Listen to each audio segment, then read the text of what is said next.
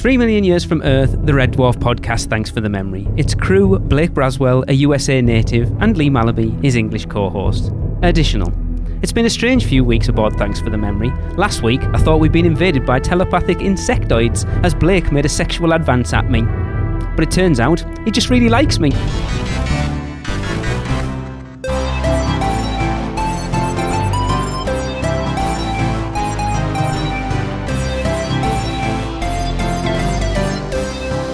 What's up, Smegheads, and welcome to Series 6 of Thanks for the Memory, a Red Dwarf podcast where we rewatch every episode of the BBC comedy show Red Dwarf and discuss them. I am Lee, and I am here with my good buddy Blake. Hey, Blake. Well, hello, Lee. I'm glad you've noticed. We are about to tackle Series 6, Episode 1, Psirens. The episode originally aired on Thursday, October 7th, 1993, and Lee doesn't know whether my advances are the illusion or if this conversation is the illusion, but we'll soon find out. The synopsis for this episode is Lister awakens on Starbug, learns that 200 years have passed and Red Dwarf has gone missing. While navigating an asteroid field, the crew are tempted by Psirens, that's Sirens with a P, shape-shifting creatures that wish to suck out their brains. And I put in there, Blake, you didn't read it out, but I put in when the last episode came out, because I like to see much of a gap there is between like series, and there's like we've got about 18 months. Yeah, it's typically usually around I think most of it's been a year-ish. Yeah. But then I think we had one that was really short. Year and a half or 18 months seems about the furthest that there's been. Now, I think so far, yeah, for definite. After this season, there will be a larger gap. But as far as the first 6 go, it's really strange that we're on Series 6. Like, I can't believe we're that far in, and like by the time we get to the end of this series, we will be halfway through. I know. Which doesn't even. I was we burned through these, but then I'm like, we did start these a while ago, but it still feels like it was yesterday. I think it popped up in my Facebook memories recently that it had been a year since the first one came out. So yeah, we're getting through it, and I'm enjoying these episodes, by the way. I do enjoy Series 6. Hold on, in honor of Lister waking up after a 200-year nap. There we go. That's the audio I wanted.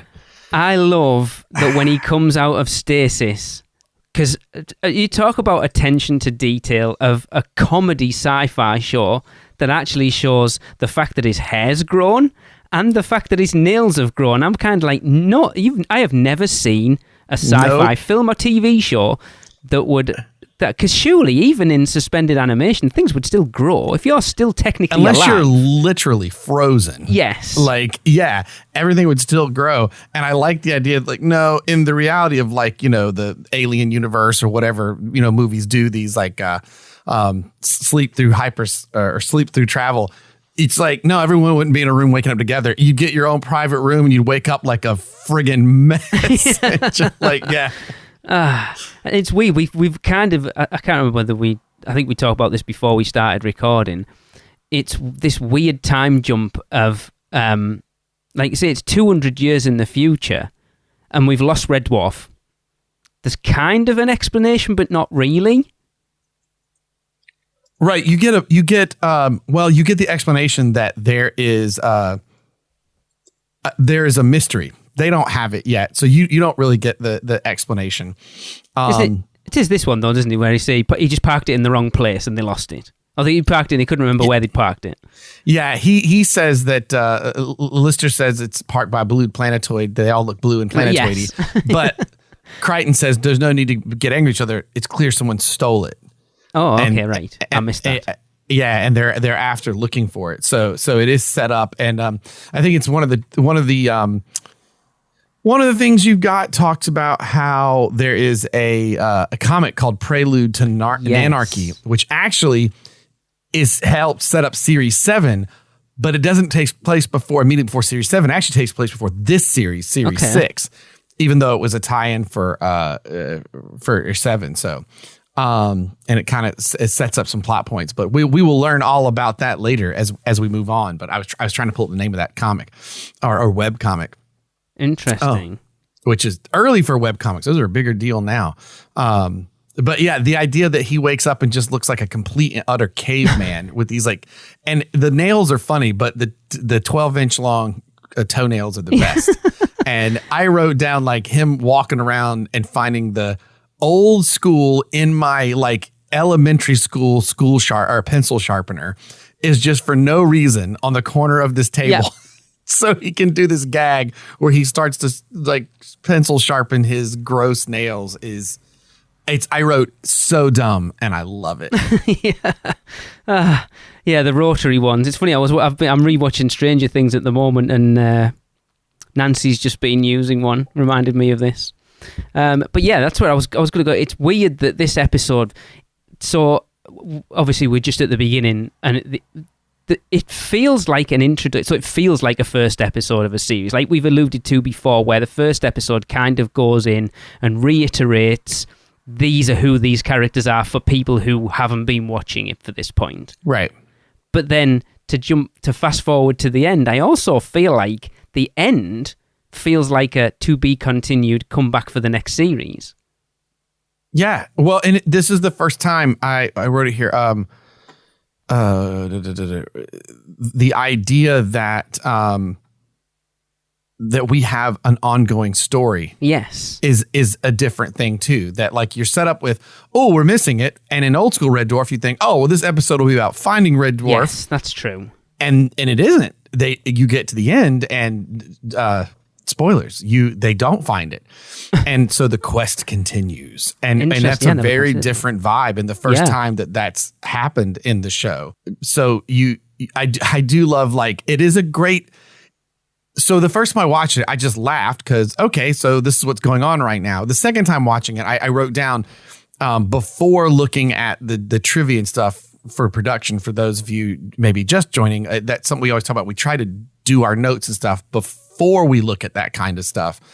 And I don't look at that stuff at all. That's all Blake's job. Yeah, well, fair enough. And I don't touch it until, because I don't want anything colored by how I view it. And sometimes we discover things like, I was like, oh my gosh, last series, they blew up the Red Dwarf model. I wonder if they had any more. And like, nope, sure enough, they actually did blow up that model, right? Yeah. So it was neat to come across that on series 5, episode 5, actually, I believe it was. And I'm guessing that's why they did this, is it? Because they don't have that model at this point. So they have to write something in for why they're not on the ship. So they did blow it up.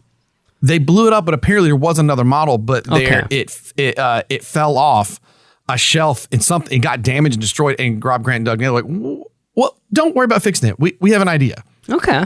And it kind of like led to this idea of them being starbuggers instead of dwarfers. We've said that before, haven't we? Sometime that I never remember what this is. Something is the mother of invention. What is it again? Oh, adversity is the mother of invention, right? Yeah. I love that. And it's, like I say, I'm looking forward to getting in, because I vaguely, so I've said this before, from series really 4 onwards, I haven't seen a lot of these more than maybe 2 or 3 times. And I said that I would be surprised. I was expecting to watch each episode and go, oh yeah, I remember this one. And there's a couple I haven't. These 2 very definitely remember. Yeah, well, and I think like from a writing standpoint, for creating the shows, it has to help them, because they've dropped the just bumming around space. And then, like, I think I mentioned for series 5, episode 5, that them with the replicator, the Demons and Angels episode, right? Yes. That it was like, oh, this is the first episode that we're really dealing with in a long time. Hey, man, we're just out here. The supplies are limited. What are we going to do? And actually trying to address like some of the things that they hinted on a bit in series 1 or 2, but it was never about like lack of supplies. It was like lack of good supplies you'd want, right? There's no milk. There's just dog's milk. Yes. But so I feel like them sort of doing this slight overarching story, I don't know, it gives them something. Both in this episode and the subsequent one, there's like an urgency to the pace of it, and they're not just doing stuff. Not that was wrong before, but you could see, like, as you are making the show, you're like, okay, instead of these one-off gags, like, what are we doing here? And like get to give the creative team a reason to do what they're doing. I think is kind of fun. And as we'll find out, like there was a thought, there was like an idea, an overarching story behind it. And we're kind of changing eras, aren't we? Because while it's still 93, right? We said for this. Yeah. It's not like we're not at serialized TV where most of our shows are serialized, right? Like even like our modern comedies, like Ted Lasso, that was really popular on Apple Plus, at least here in the States, is a comedy that's like a half hour long, but it is an ongoing story that you're supposed to follow, right? And we haven't quite gotten there yet, you know. I mean, modern Doctor Who is very different from older Doctor Who, right? Yeah. Every series has got like a long a long game sort of story. So this is like dabbling with that, I feel like. Do you think that comes from the perspective of also we've progressed into a world that is getting more into that, but then also because this is series 6, we've got an audience now, so we know we've got people who are watching this. Let's do something different because we know we've got an audience. We're not trying to capture individual viewers now. Now we've got an audience who we can do long form stories with because we're aiming the show at them rather than the odd person that might just be flicking through the TV and go, oh, what's this? Oh, this looks pretty cool. Right, because you're still in the time where you're not going to go back and someone's go, oh man, you got to go to series 5 before series 6 drops. Instead, you're going to have friends that said, man, I really enjoy this show Red Dwarf. It's up to its 5th series, and you go, well, yeah, I still didn't watch it, so I guess I'll finally watch this when it comes out. So I wrote down on here, on second watch, the opening of this episode, which I know we stayed on quite a bit, but it's because it feels so different. But it's a great way to introduce new people to the show in the day before series collections and streamings were a thing. But no, this opening is like a really good reintroduction, and it's done in such a way that. As a writer, this is tough. Like I took some comic book writing courses, and like one of the things that the guy Andy Schmidt is who I took courses from. I will always shout out when I did it. Some comics experience because they were so delightfully good. And he talked about, in comics, what's really hard is because you have so many comics that every time you start a new story or something, you have to figure out some way. You have to always have in the back of your head, this might be the first one someone's picking up. Yes. So how do you, at least in a quick way, catch everyone up, but not make it feel like that's what you're doing? Yes. Because this never occurred to me until my subsequent watch of this, and I've seen this episode a lot prior, and then actually looking up the trivia on it and finding out that Series 5 had a big uptick in viewers, so BBC said, hey, please start with something that will catch people up because since it grew, they're going to tell more people about it and you're going to have new eyeballs on this. Yeah. My teacher always gave the great example of X-Men 2 or X2 had such a good opening because, again, it's a day. And see, now you do like a Marvel movie and then you just assume everyone has rewatched it right before they walk in the theater to see the next one, right? Yeah. But that wasn't the case even in early 2000s with the X-Men films, and how X2 is great because Wolverine comes driving up. He gets out of you see it's a school. He gets out. There's kids have weird powers. Rogue husband goes, oh my God, I missed you. Where have you gone? Blah, blah, blah. He goes downstairs to see. And again, imagine you don't know anything about the X-Men, but you've seen this guy go to a school. Like he gets his dog tag back that says Wolverine from Rogue. You see kids with special powers. He goes down into this basement. There's this bald guy hooking this weird thing to his screen. He's like smoking a cigar. The bald guy's like, Logan, if you don't put that out, I'll have Jean like braid your hair. And instead of saying to the audience, I have special powers, he just looks around, puts the cigar out in his hand, and you see it heal. So if you've never seen this first one, you go, okay, school, kids have powers. Oh, he's got a power. He heal. Like there's all these little things that sort of catch you up without like overdoing it. And I think even though this one, like they do literally say some things, it's such a brilliant, like, because the comedy for this that we all love is that you've known these characters and the comments that we make on them. So for Lister to not know who he was and have to relearn how much of a slob he is hysterical. And it didn't even read to me like a reintroduction. Well, because it's different for us because we're literally watching 2 episodes a month. Let's say we do 2 episodes a month. So we haven't had that 18-month gap between Back to Reality and this one. So for us, or at least for me, it feels more like the over iterating the fact that he's a slob and can't play the guitar. But because that's because we're watching them the way we're watching and not watching them as we would have done back in the early 90s. So even as someone, if you didn't own them on VHS, even as someone who loved Red Dwarf, that little introduction again, 18 months down the line, wouldn't have been a bad idea, even for people who know the show. And especially, like you said, with the thought of like, hey, I'm going to watch it with some friends that haven't seen it yet or whatever. Like, you would catch up to it. And I mean, I adore it. I mean, that whole like, I'm a semi-literate space bum. Oh, sir, it's good to have you back. Like, I mean, Crichton's just brilliant, isn't he? Again, he is definitely my favorite character.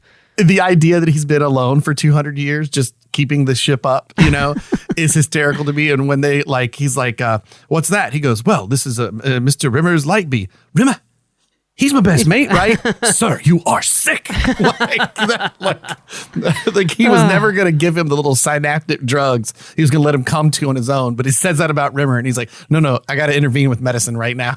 It's like, oh, there's onions all over these cornflakes. That's just how you like them, sir. And this orange juice is horrible. That's not orange juice, sir. I can't remember what it is. Isn't it it's curry? Cold curry sauce, yeah. A vindaloo sauce, that's right. Yeah. So it was at that point that I noticed the bit that I mentioned to you before we started recording, Blake. So in the background of this scene, there is a machine.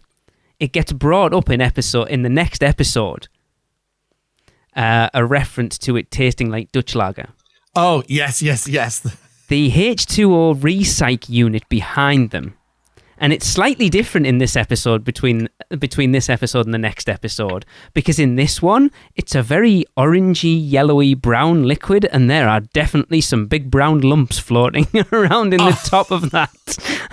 This episode, there is? Yes, they do not reference it. They do not even show, no one makes any reference to the fact that it's behind them, but it is definitely there, and there's big lumps floating around in whatever it is. So are we supposed to assume that H2O recyc machine is him and Lister and Kat are doing their business in it and recycling that for them to drink as water? I mean, the problem is I just want to. I'm trying to find an image of it because we hop off this call. I'm going to throw that episode right back up to look at that. I'm trying to find a shot of that. There's definitely lumps floating in it. Oh my God. I'm going to go back and look at that. I mean, in theory, that's how it works. Water treatment plants and everything else, You're normally the one that notices things like that. And I was sat watching it for this third time on Saturday night, and I was like, what the hell is floating in that machine at the back there? Maybe I didn't catch that. Although, the quality I have still looks like I'm watching through my TV, even though it's on the big screen here. I think whatever version I bought very much has an original broadcast quality to it, which, to be honest, I quite appreciate. I did not like the upscaling I saw in one. It looked really weird. Well, not that AI thing you were talking about on Peacock as well.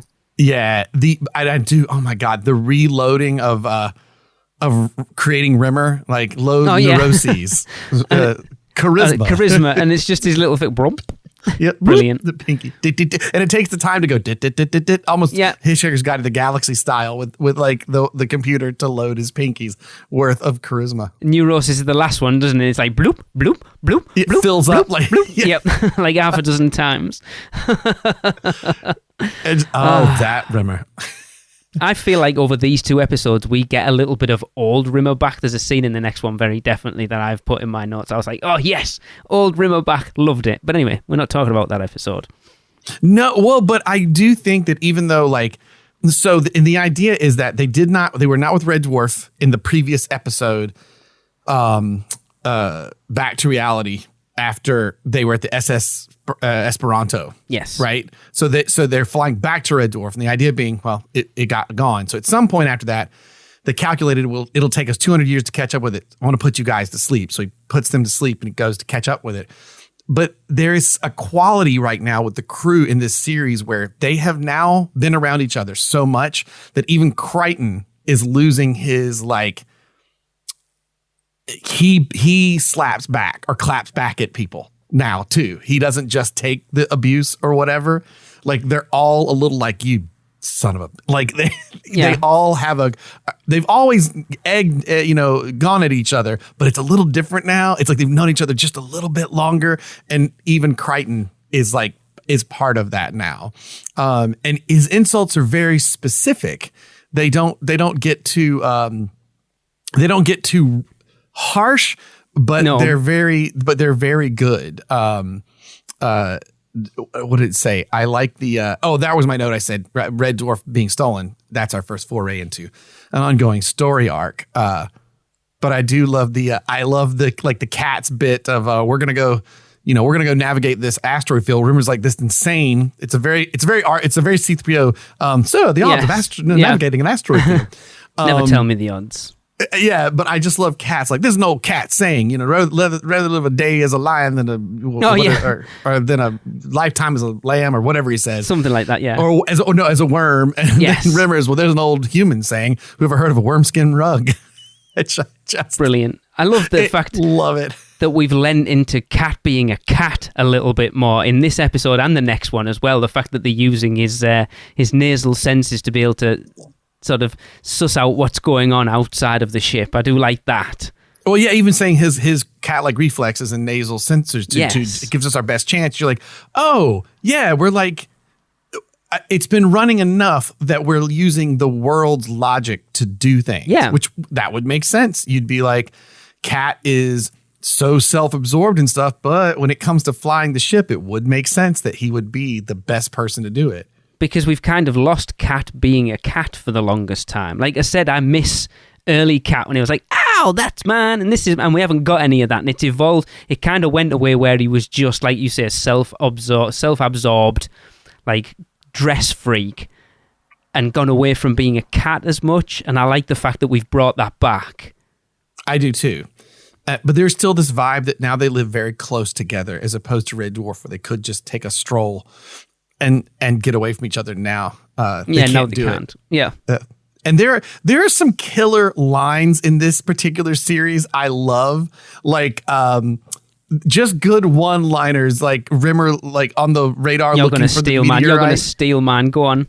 Oh, there's a meteor bigger than King Kong's first dump of the day. Yeah, but the best bit is it's the bit that comes after that really sells that joke. So there's a meteorite coming at us bigger than King Kong's first dump of the day, and it's steaming right towards us. yes. Like, just friggin' brilliant lines. Like, it's like the first bit's funny, but then just with that, the hit home of the steaming right towards us is perfect. God, it's so good, and his delivery is good. And you're right; it is a bit of like old Rimmer, like come back around. And the whole what you're gonna try to shoot the meteor with a bunch of garbage and a banana peel. Well, don't worry, there's a little thermos of nitroglycerin in the middle. And then Rimmer's, Crichton, will this work? Lie mode. Yeah. Yes, sir. This is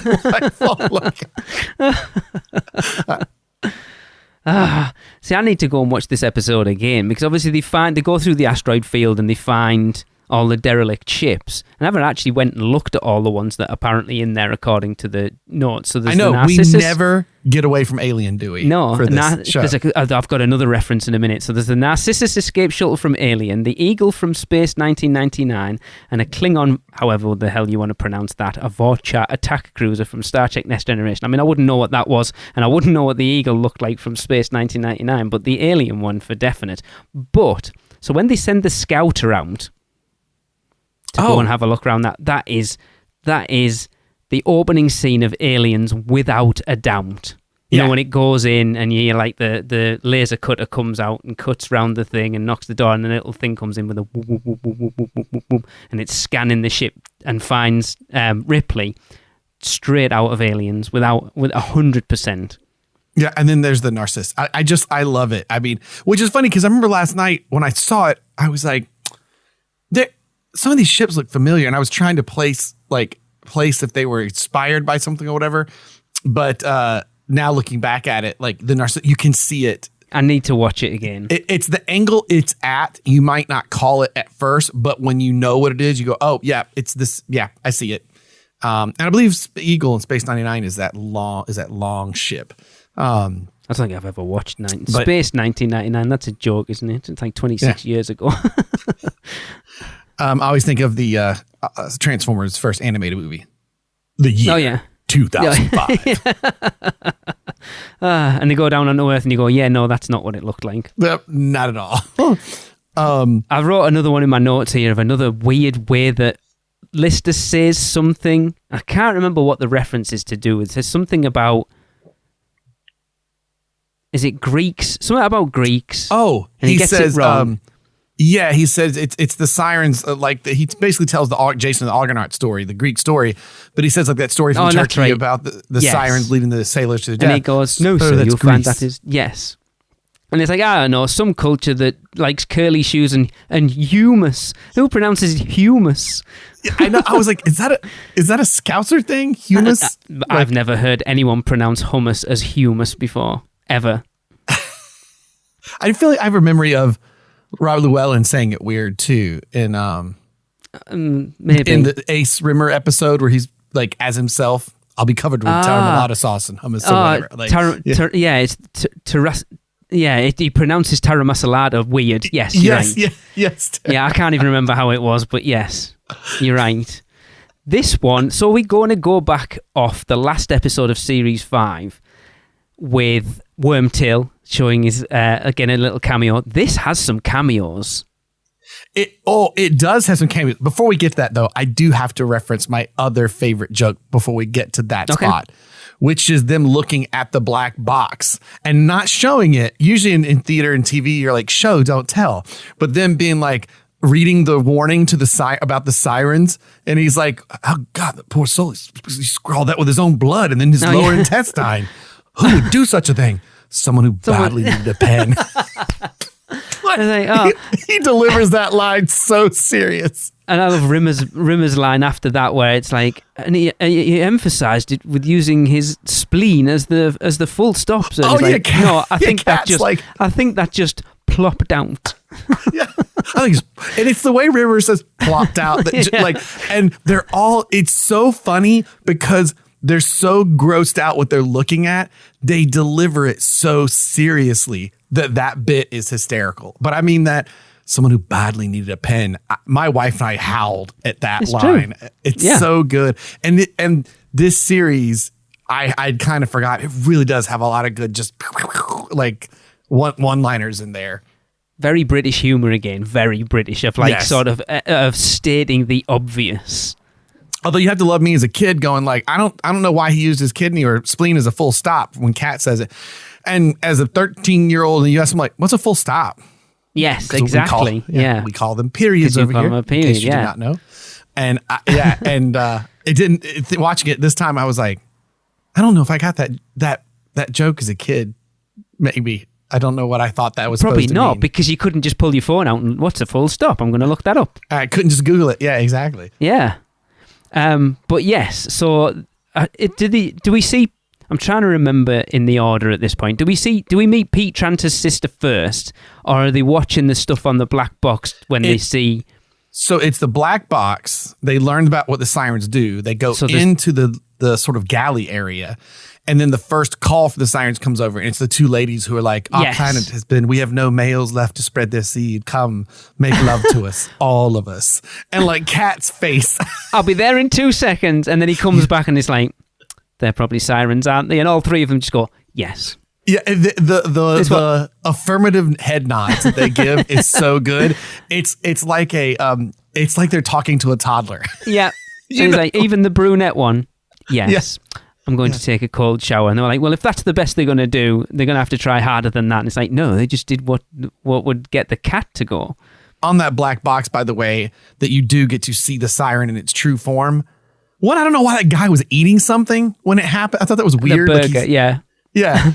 But that you see the thing pull up a straw, that you've got this awesome special effects suit that looks really good, to be honest. It really does.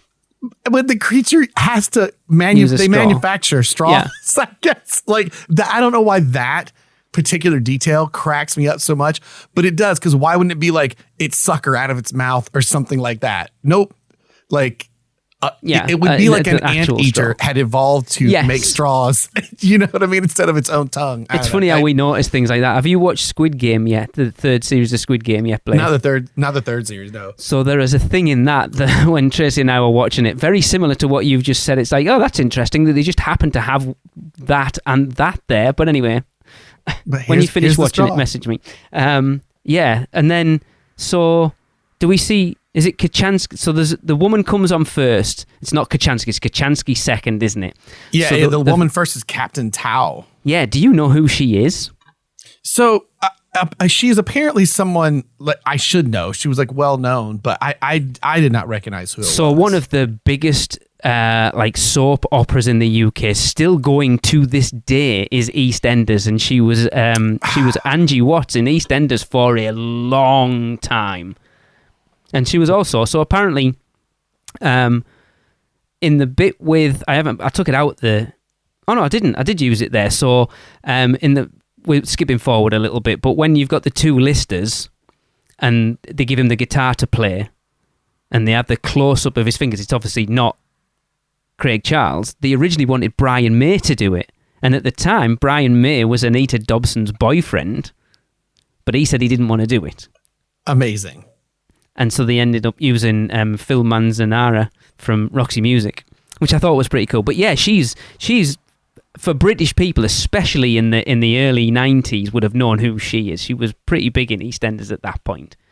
Well, and her character name is a tie to the thing we haven't watched yet. Captain Tao is the name of the Red Dwarf's captain in the American Pilot episode. Oh, right. I saw that in the show notes and I was like, but the captain was called Captain Hollister. Okay, right. Now I get it. So, and yeah, and which the comment on the fandom site is that it's funny because both of them basically die after a few lines because obviously the captain will die when he goes and the Lister goes into stasis. And interesting. But Captain Tao is the name of the American. So okay, that's funny. I saw that reference, but I'm like, I don't remember the captain. Like, I know my memory's terrible, but it's not that bad, is it? And then obviously they got Claire Grogan to come back for like the tiniest cameo as Kachansky. I almost didn't recognize her at first that it was her. She's a terrible actress, by the way. She's terrible. She's really bad. I always thought she was bad, and then she turns up in this, and I'm like, oh my God, you are terrible. Well, I think that's so... Okay, I feel better. Well, I don't feel better about saying it, but I'll say it now that you said that. I think that's why, after I watched it, when I pulled up IMDb, I was shocked that it was her, because somehow her level of performance worked in that first series. Yes. And also, like, when we got a lot of her, it was actually Rimmer pretending to be her. Yes. So it That's didn't, true. You know, it didn't. And then the only one that wasn't was when it's the alternate time where the stasis leak or whatever. Yes. Yeah. But there was something so off about her that I was convinced it was not Claire. And then when I looked at I knew it was. And I wasn't sure what it was. Like, oh, did something change the way she looked or this? But no, I think you just said it. And she's just a terrible actress. She's a better singer than she was an actress. Yeah. Oh, damn it. Now I know why I know Anita Dobson. Yes, because she was the main villain in the last 2 seasons of the newest series of the newest Doctor Who. Oh, okay. She ended up being like the main villain. Right. This through line. I was like, why do I know that name right now on top of my head? Obviously, she looks a lot different now than she did then. I'm sure, yes. I thought it was such a strange cameo of getting Claire Grogan back for Kachansky, because it's like usually when they do cameos like this, they do it so they could do it remotely, so they could just go wherever she is, just film a couple of lines for us, and then we put it in. But they went to the lengths of like putting her in a location, all made up, like outfit, costume, the full works. Like they didn't. And can we say that location and what she's doing, it still kind of feels like Aliens. It looks like she looks like like who's Hadley's the big Hope butch one? Who's the big butch in it? Vasquez. Vasquez. Yes. Yeah. Yes, that's who she feels like. You're right. Yes. Yeah, I mean, let's be honest. You were gonna, it was always going to be Aliens and like Star Trek and Star Wars were going to be the influences for something like this, weren't they? And then obviously The Hitchhiker's Guide to the Galaxy massively. But yeah, it seemed a strange one to get her to come back for this tiniest of brief cameos.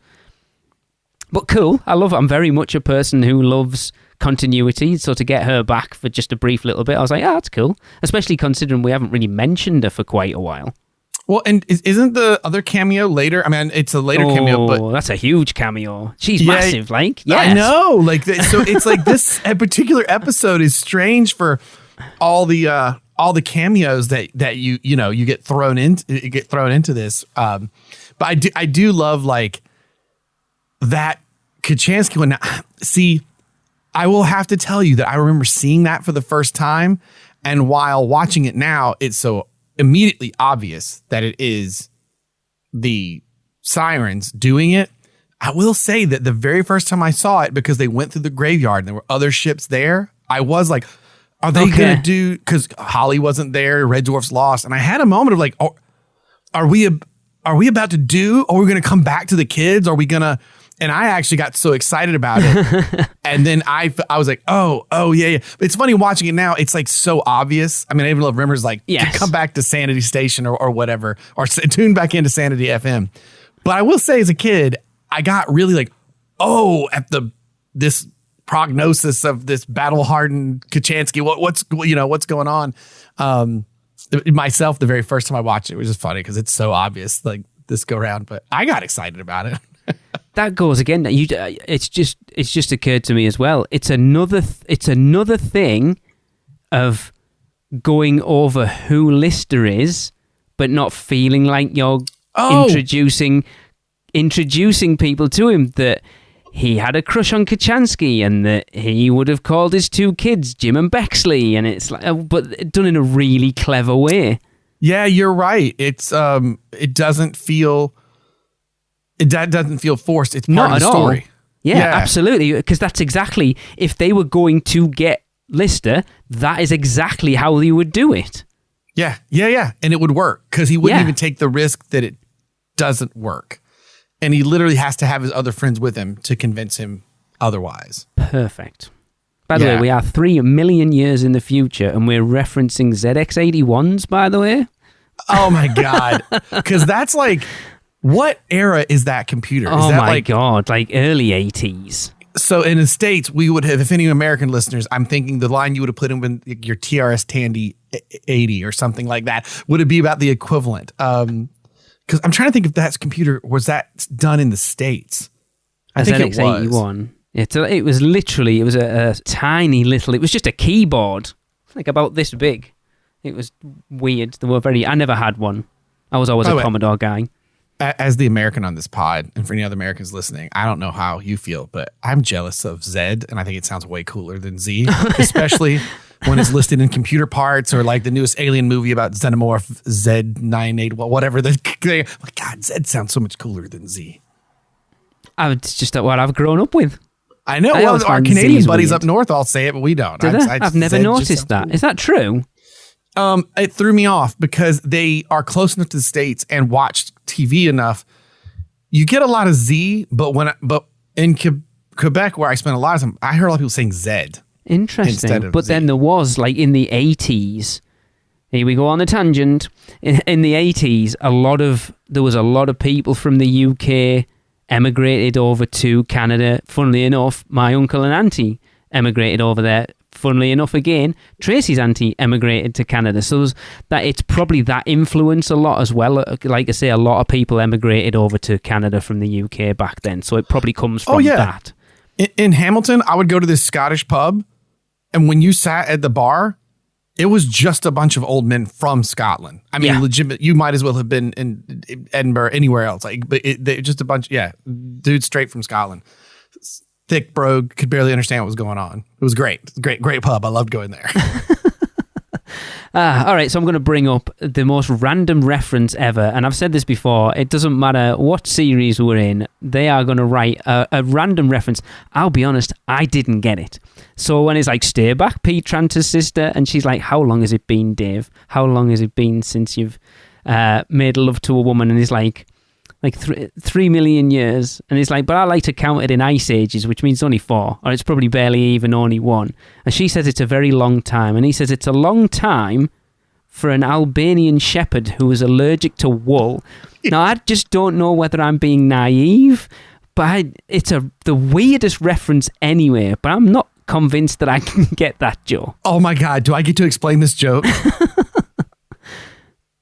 Is it about Albanians like to shag sheep? Is that where we're going? That's absolutely what it is. Right, okay. I wasn't sure. Yeah, because Because in the original, I think they said I saw a thing about deleted bits and stuff and gags from this. And one of them it was supposed to be a Welsh. Oh yeah, see I'd have got that one. But they changed it to Albanian. I don't know if they were hoping to catch more Welsh viewers. I'm not sure what the deal was there. But yeah, they changed from Welsh to Albanian, which is funny because Albanians pop up again in the second or the next episode after this. They're very strange references again, though, aren't they? Yeah. Oh, that just made me so happy. An Albanian who's allergic to wool. So great. See, I realised again, and just looking through my notes is what brought it up. So we've said there's alien in here. It's very much a parody of The Thing, I feel, as well. Oh yeah. It's got because a bit you don't know who to trust. It's also got references to itself. I mean, Camille being the shape-shifting thing that would make you fall in love with it, and obviously with the Sirens, for the most part, that's what they're doing. Because they're referenced as Gelfs again, which Camille was. Yes. And so you've got these things that are another warlike, or not like a weapon that's like made, which obviously they're manufactured by humans. That's how they got the straws. Yeah, it goes it goes again, like you said. It's funny because you mentioned this from pretty much episode 1 of like, we do not come across any aliens, anything that is not a person on Red Dwarf is man-made or a virus or something like that. There are no aliens in there, and we are one episode into series 6, and your statement still holds true, sir. Yep, everything ends up being something that humans made, some way or the other. Yep, the next episode again also holds true to that statement. Which, that's like that's probably like a smart limitation they gave themselves to keep from becoming Star Trek. Because otherwise you could be like, all right, let's just make another weird, goofy alien. And already they've still had a bunch of freedom to, like, if you think of the idea of genetically manipulating weapons and stuff. I mean, I think that's why Aliens keeps getting referenced too, because the whole point of Alien happening is because the company wants to experiment on it, right? So it that all makes sense. And let's face it, in 3 million years, could you imagine that, yes, we've covered the stars, but we've also covered it with a bunch of bioweapons? I mean, that sounds about like humanity. That seems to make sense some way. So even though they've given themselves that sort of bar to set, it still gives them plenty of scope to do whatever the hell they like. Yeah, exactly. It just means they have to explain it a little bit better than it just being a random alien, which I like. Right. So then you don't just, it's not just, there's just enough work done into it. I think it makes you get a little creative about it. Yeah. I love, Crichton has another one of my favorite moments in this, with the whole, this meteor is not showing on the scopes. This is not real. Yes. And like, are you sure it's not real? I'd take my reputation on it, sir. Crichton, you don't have a reputation. I don't, but I'm hoping to gain one with this escapade.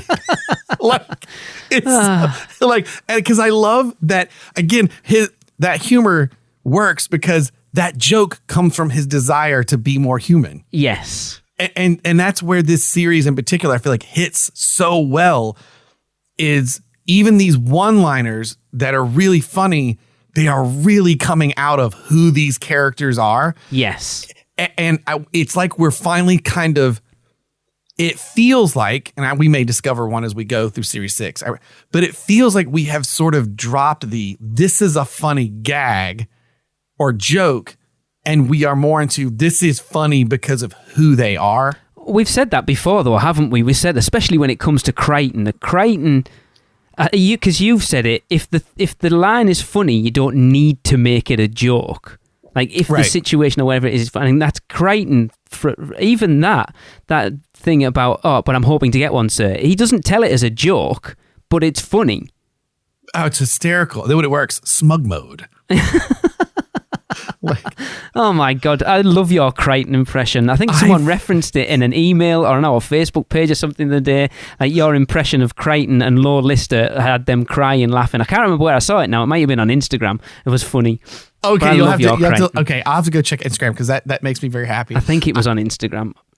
I love me. I mean, I would have had no idea, but as a kid, all I did was try to imitate Lister and Crichton over and over, over and over, watching this show late on a Friday night. And which is funny to think too, because I didn't have, until I taped a few of them, it's not like I could watch them over, you know? Yes.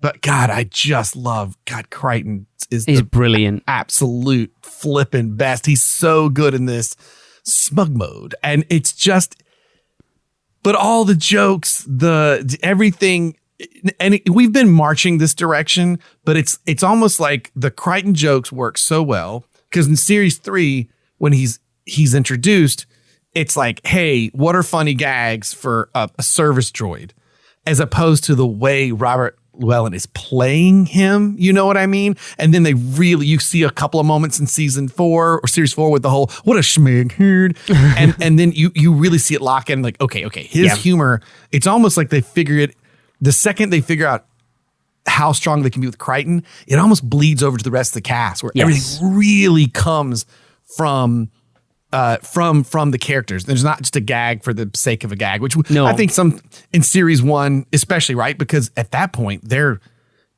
of course you can't do that yet. You're just putting this together. So they did just put in jokes to have jokes. Yes. And now they don't have to rely on that. They don't have to rely on that at all. And they also write the jokes better. Again, we've commented before in that first couple of series where they overemphasized the punchline. And there's one in this that I was like, there we go. That's the example of where they are now, and they don't need to oversell the joke. So there's a bit when Lister's getting back on Starbug, and he says, "Oh, there's a couple of sirens wiped each other out fighting over my brains. Oh no, it's the TV weather girl from Channel 27." And Crichton's like, "Sir, fight it. Don't look at her." And he's like, "It's not that easy, Crichton. You can't see what she's doing with her pointy stick." And then they just leave it. And I feel like if they'd have told that joke in like episode, like series 1 or 2, the pointy stick comes up again next episode. I feel like they probably would have said something else on the end of that, but he didn't. It's just like, you haven't seen what she's doing with a pointy stick, and they just leave it. And like, not even give time to breathe, just move on to the next bit. And they've learned a lot in their writing over these like 6 series. The other thing is too, there are several jokes like that are like sexual in nature that as a kid went over my head. Yes. And that's why you get away with it, because a joke like that is quite obviously a sexual joke, but because you don't overemphasize it, more like you said, most kids, it would go straight over their head, so it doesn't matter. Yeah, you just move on to the next thing. Like you don't hang on to it or whatever. The adults find it funny, the kids go, huh? Speaking of Lister and the siren, I wish, or maybe there are some like smeg up bloopers. Him making out with that alien is so gross and hysterical. Oh my God. It's so well shot though. It's so well shot. Even the puppeteering of the mouth looks good. Yes, it does. I tell you what, it reminds me. The mouth looks like the the egg sac in Aliens, the Queen's egg sac. Like mouth. That's what the mouth looks like. And it's like all slimy and like alien goo all over, and he's proper like tongue in it. It's so good. Because that alien, Pete Tranter's sister. Do we even know who Pete Tranter is? Has he been mentioned before? I think so. I'd have to go look, but I'm pretty sure Pete Tranter, that he is referenced in like Lister stories, you know? Because it seems a strange one, doesn't it, to reference somebody who, like, you could have referenced to anyone. It could have been Peterson's sister or whatever, but it feels like that's who it should be. Like Peterson's sister, but I don't know. They knew each other prior to Red Dwarf, so this sounds like when he was a kid. But I just feel like Pete Tranter. It doesn't look like he's referenced. I'm just on reddwarf.fandom.com, and it's not referencing who Pete Tranter is, or like that we've had any reference to him previous to this. Doesn't it sound like a name that would have popped up though? You know, it sounds very much like I used to go to school with a couple of brothers who were called Tranter. But yes, it's a very British name. But yeah, it doesn't. It seems a weird one again. Like I said, I'm a real stickler for continuity, and I would have preferred. Again, it's just me being me. Preferred it to be referencing somebody's sister who we've met, like I say, a Peterson or Chen or one of his gang from the Dwarf.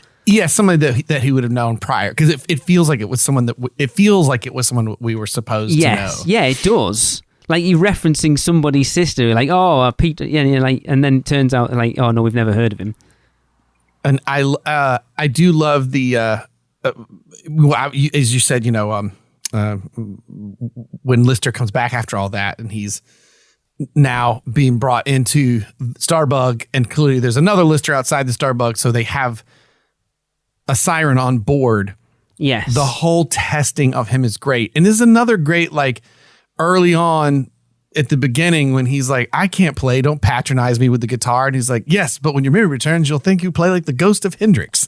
And well, he referenced, doesn't he? He goes, play the guitar, and he goes, what, inside? And it's just left there. And then the other one plays, because it's already been referenced to the fact that he's only allowed to play the guitar if he goes outside. I know, got to put on my spacesuit and go out and play it in space. I know, like it's just so good. And it's like just such an off-the-cuff reference from him. It's not focused on, it's not lingered on. He just goes, what, inside? And then the other one goes to start playing.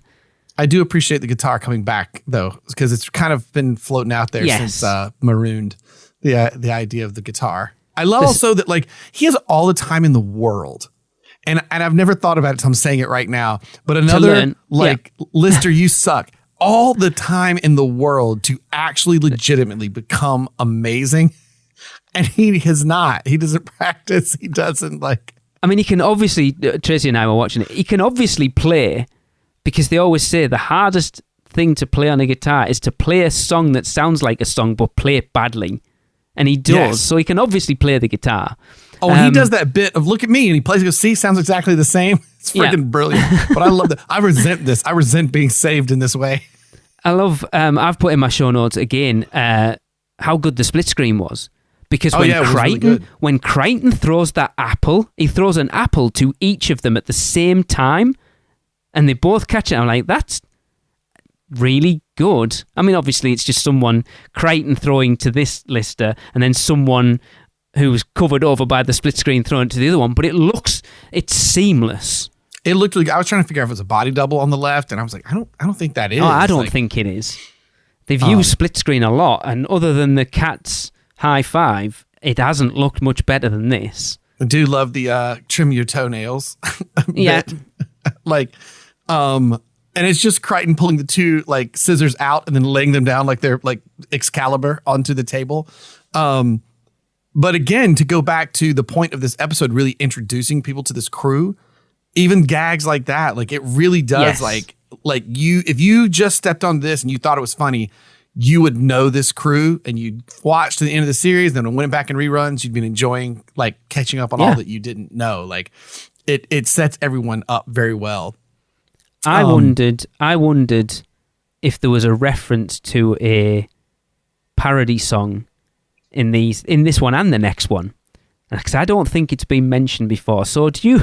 Oh my God, this is where I'm gonna get so embarrassed. So I remember buying this single when it came out. I don't know whether you'll have had it in the US. There was a song came out in 1987 by the firm called Star Trekking. Are you aware of that song, Blake, at all? That reference sounds very familiar, but I don't know if I would know it off the top of my head. So the whole song is parodying lines from Star Trek. So it's like, there's Klingons on the starboard bow, starboard bow, starboard bow. There's Klingons on the starboard bow. It's like, it's life, Jim, but not as we know it, not as we know it, not as...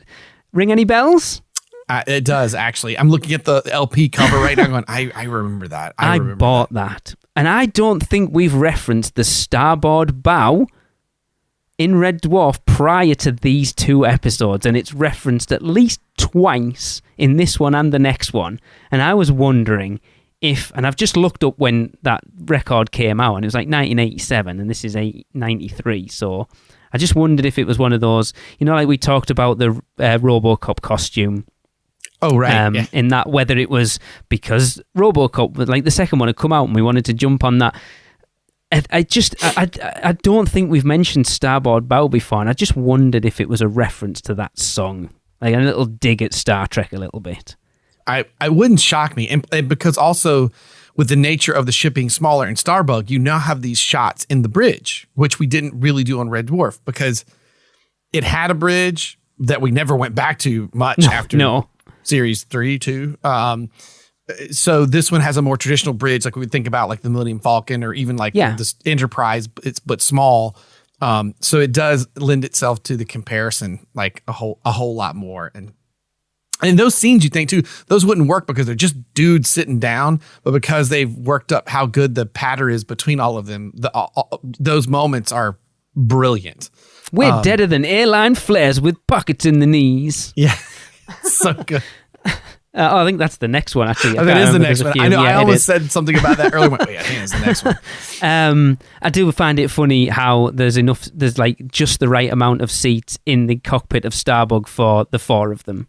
Yep. No more, no less. I do the bit where we get a Predator reference because Predator came out in 86, 87. Okay. I must have missed that one. What is the when did that film come out? I think you were right, 86, 87. I remember getting it on VHS from the rental store when I was 14 for my 14th birthday.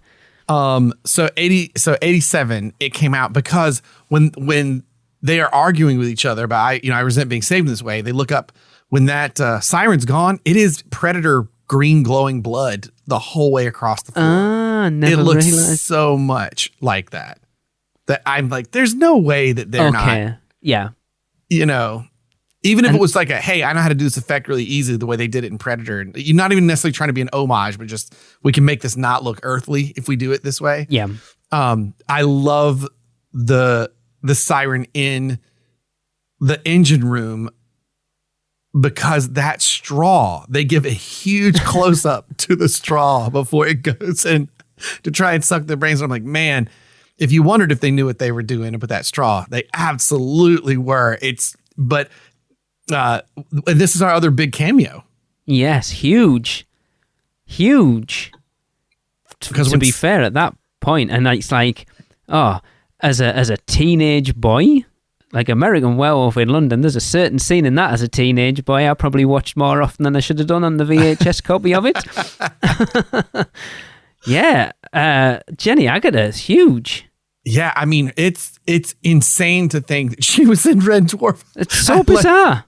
I know it. I mean, you think she's in the MCU now as well? That's how big she is. Oh, she was in the Winter Soldier. I forgot about that. Yeah, she's one of the council.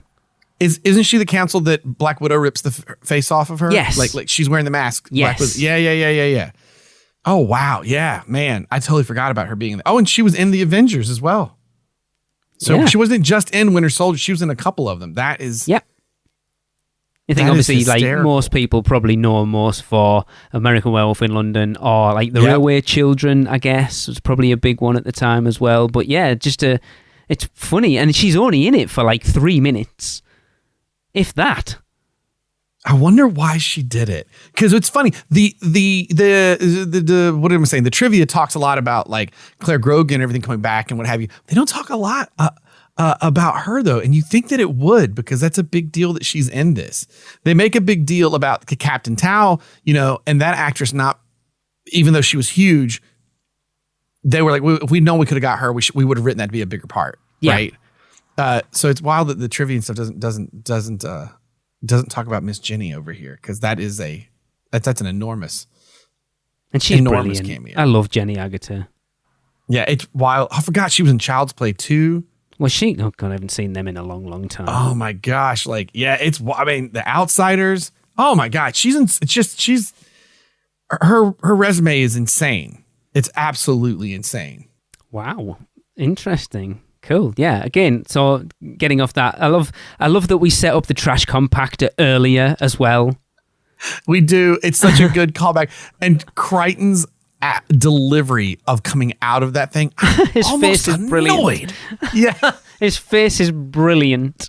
And again, like you said, he would have had to really practice, because with having all those prosthetics on, to get his face to actually show real facial expression would have been way more difficult than normal. And he is so good at it. Well, he's got some good. He has some really good. Also, in the next episode, I think I called it out somewhere. He has some really good eyeball acting that he's really learned how to use in that mask. Yeah, and those prosthetics so good. But him, and it's the cheesiest effect, but I don't care. It's so good with him being in that box and barely being able to walk, like coming out there, and the slow motion action shot of the aluminum foil covered duct tape box just falling off the. Falling off the little can or the little catwalk there to fall on top of the siren. So good. It's so good. Brilliant. I might like this episode more in our talk through. I did enjoy it watching it, but I'm enjoying it even more on the talk through. Do you know what? I rated this after watching it for my third rewatch to do my notes, and then I watched the next episode, and then I re-rated it after I'd watched the next episode. Oh, yeah. So I added a mark on after watching the next episode.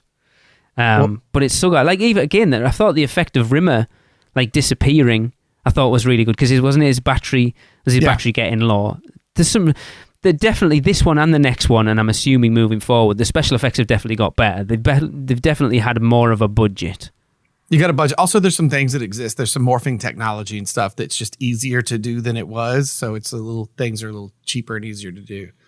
Yeah, but it looks really good. For the I wonder what the budget actually was for an episode of Red Dwarf. It'd be quite interesting when you look at movies now and the budget is like $765 million, and you're like, Red Dwarf are like, it was like $5,000. Oh yeah, every episode of that last Superman TV show that was on just now, Lois and Clark. They're like $500,000 an episode. Wow. I didn't watch it. I don't know. We watched The Flash, and I didn't even finish that because the special effects in that got worse as it went on. Yeah, the Superman one actually quite good. Okay, that one's quite good. I like that one a lot. But yeah, it's I mean, probably infinitesimal in comparison, but it does look good though. Yeah, they have a lot of confidence in what they're doing. I think again, we've spoke to it before. As long as you spend the money in the right place, it can make it look better than it is. And I think they are spending the money in the right places. Well, like that siren costume is great. And they use the heck out of it, but it's awesome. And then it's gone. Never see it again. But it is really good. It's kind of wild to think about, because it is a good outfit. It is, yeah.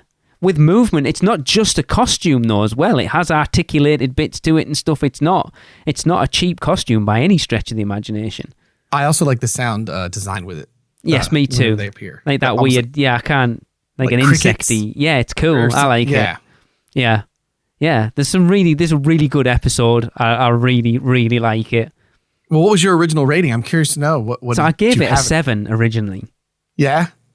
And then after watching the next one, I gave it an 8 because I enjoyed the next one, but I was like, I can't give them the same rating, so I have to give this one more. And I'm like, it kind of deserves it, actually. I really enjoyed it. It's funny because I had it as a 7, and then as we're sitting there talking, I looked down at it and I went, gosh, I don't know. I think I like this more than I did when I went into it. I gave it, I'm going to change it to, I was doing a 7, but I'm with you. I'm going to give it 8 Pete Trance's Sisters out of 10. It's a really good episode.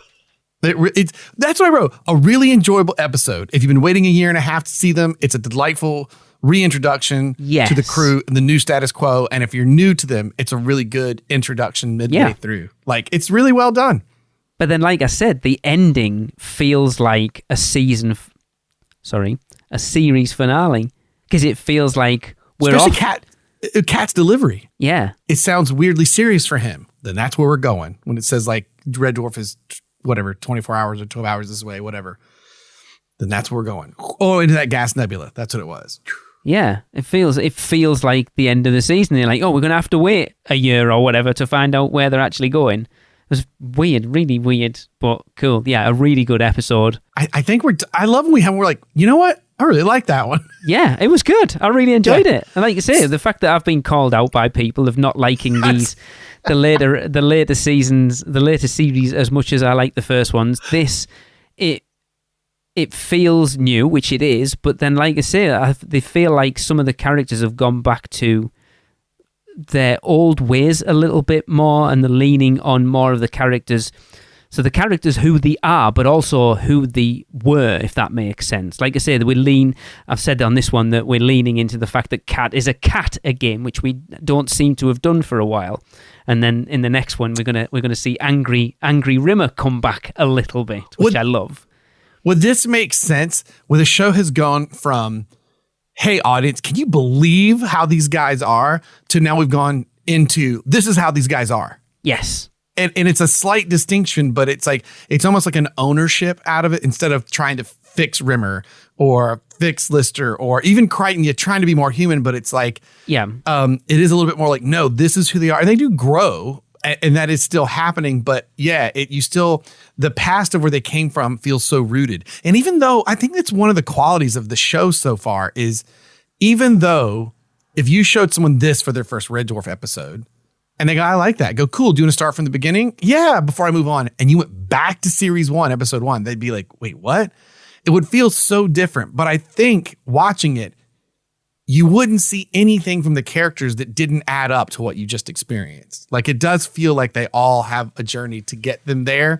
And that even though, as you say, they're leaning back on a little bit of how they were and where they come from, it still feels like there has been a progress. And I even think the crew actually having a mission now is big. Yeah, I'm looking forward to see. Like I say, I've had a look what the next episode is. I vaguely remember it.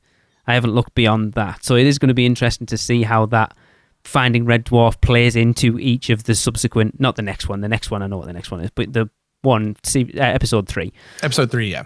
To see where this loss of Red Dwarf plays into each episode moving forward, because like I said, I don't really remember them. I said that, like, I did a full rewatch of series 1 through 11. I think at that point, whenever the newest one came out in 2017, was the last time I've watched these from start to finish, which was, Jesus, nearly 10 years ago at this point. Oh God, no, that's not. That was 2 years ago. Yeah, it was pre-pandemic. That's how long ago it was. Oh, that hurts. I know. Right, that's going to bring us to the end of the podcast. Be sure to follow us on Facebook and Instagram at Dwarf Memory and Twitter at Dwarf_Memory for all show updates. And I've posted a couple of things recently, so there has been something up there finally. And thank you for calling Lee out. We appreciate it. Feel free to do the same to me when I mispronounce something very English. Oh, no, I'll do that for you. You're fine. I know, it's true. As we discovered, as Eddie Izzard said, two nations separated by the same ocean, because we definitely don't speak the same language. No. But please subscribe, rate, and review the show wherever you can, and email us your comments to dwarfmemory@gmail.com. As Craig always does. He seems to message us after every episode. The next episode we will be discussing will be the second episode of Series 6. That is episode 2, Legion. So make sure to watch that before you join us for the next episode. Well, that's it. We're clear of the belt. What about Red Dwarf? Well, according to the Navicom, it's gone into that gas nebula. Then that's where we're heading. Tea, anyone? Cheers, man. Suggest you don't put your cups on the console, sir. It leaves those ugly little ring marks. Why not use me as a table? I thought you were going to fix yourself. Not until I performed all my essential duties, sir. I can't go gallivanting off engaging my self-repair unit, not when there's a pile of laundry in the washroom the size of the north face of the Eiger. Besides, Kat has invited me to the weekly crap game tonight. He's going to be the dice. Approaching nebula. Let's see what's in there.